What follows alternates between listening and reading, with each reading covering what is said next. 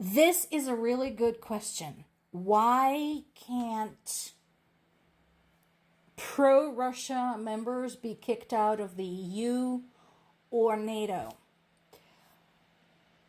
And I have been asking this myself, and this is incredibly frustrating because there truly is no process for that. And I think it's kind of stupid because when you think about all the big international entities, such as NATO, such as the United Nations, such as European Union, you would think, they were creating these entities, the nations participating, were creating these entities to last. And if they were hoping these entities to last for a long time, sooner or later, there were going to be some kind of conflicts, right? So at the very start, Article 1 of the NATO Charter, they're referring to the UN Charter. And UN Charter does talk about the members basically agreed to get along. But we already know that is not the case, because there are plenty of UN members who are in conflict with one another. For example, Russia and half of its neighbors. Also, speaking about the UN, this is something that I have brought up multiple times. Why was Russia automatically given the Soviet Union spot, not only in the UN itself, but on the UN Security Council? When the Soviet Union fell apart in 1991, basically Russia just walked in and sat down in the Soviet spot. Nobody questioned it, and they should have. I mean, you can kind of maybe sort of let it slide when it comes to just a spot in the UN, in the chambers. But on the Security Council, that is a high privilege because of the decisions that the Security Council drives. But Russia just walked in and sat down, and nobody questioned it. Nobody demanded due process for it at the time. Later on, former Soviet republics, now independent nations, spoke up against it, but, it didn't do anything, and it's still not doing anything. Which is why, by the way, we cannot hope to have UN peacekeeping troops in Ukraine, because guess who gets to vote on UN peacekeeping troops?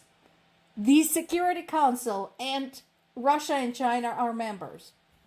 Article 4 and Article 5. So these are the articles that have been in the news just recently. Article 4 was invoked by Poland, demanding basically to consult other NATO members about what the heck are we supposed to do with Russian drones targeting Polish territory, and probably Romania will soon demand the same. And of course, Article 5, that's the one everybody knows. That's the article that should one NATO member be attacked, everybody agrees to pitch in and protect them. And here's another one. This is a less well-known article. Article 8. Each party declares that none of the international engagements now in force between it and any other of the parties or any third states is in conflict with the provisions of this treaty. So basically what it says, NATO members, you cannot engage in activities that go contrary to the NATO articles, and you cannot engage in activities that are damaging to other NATO members. But you can read through the whole NATO Charter, it's on NATO website, and you will not see what are the repercussions. So yes, it's written down. Yes, they all signed it. All the NATO members have to sign this. And all the NATO members have to vote on accepting new members. But there are no repercussions for violating Article 8. So, as the result, you mentioned Turkey and Hungary. Both are NATO members, but both are acting against other members. Because if you ask, for example, Poland, if you ask the Baltic states, if you ask Finland, they will all say Hungary is acting against our interests by cozying up to Russia. And Turkey, well, we talked about this. Erdogan is nobody's friend. He's Erdogan's friend. Same thing. So there is no guarantee at any given moment that Turkey won't flip and go against its NATO fellow members. So this is the problem. All of you out there, if you ever want to be an outstanding statesperson, if you ever participate in affairs of the world or affairs of countries, keep this in mind. If you ever write up anything, make sure you consider what would be repercussions, what would be the consequences of the violations of the agreements that you put together. Do not ever think, oh no, that could never happen. As somebody who has done a lot of project work, I have done the failure mode and effect analysis, FMEA, not to be confused with FEMA.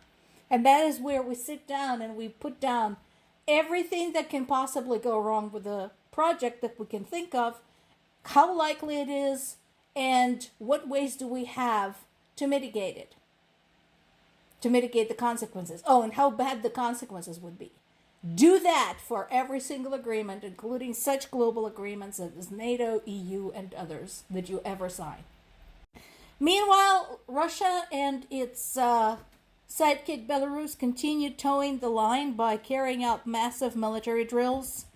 And something important to keep in mind is that, among other things, Lukashenko, who is as good at lying as Putin, had purposely underplayed the military preparedness of his country, Belarus.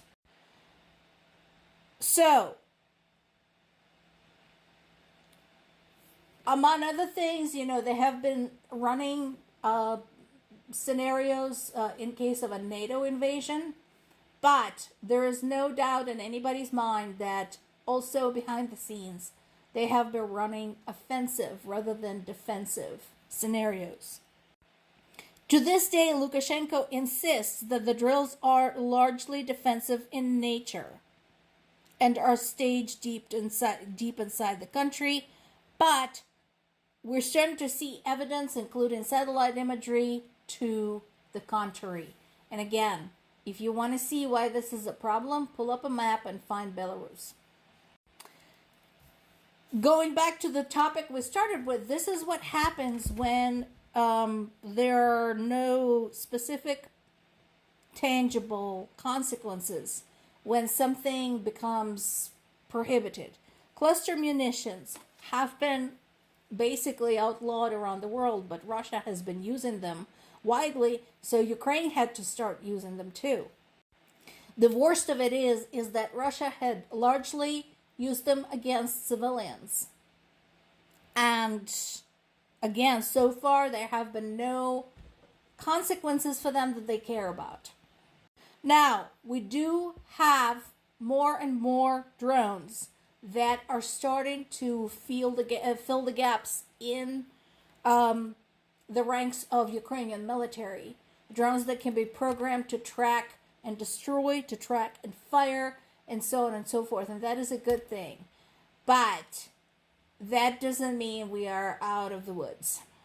And yes, Ukraine is giving Russia the taste of its own medicine. Russia is known for its cyber attacks. Well, Ukraine just hit back and paralyzed Russia's fake election in Crimea. And, Keith Kellogg, who has been visiting Kiev quite a lot, said, we'd kick their ass, meaning Russia. My question to him is, General Kellogg, why don't you? Just do it. Save lives. End this thing. It can only be ended by force against Russia. They don't understand any other language. More to come.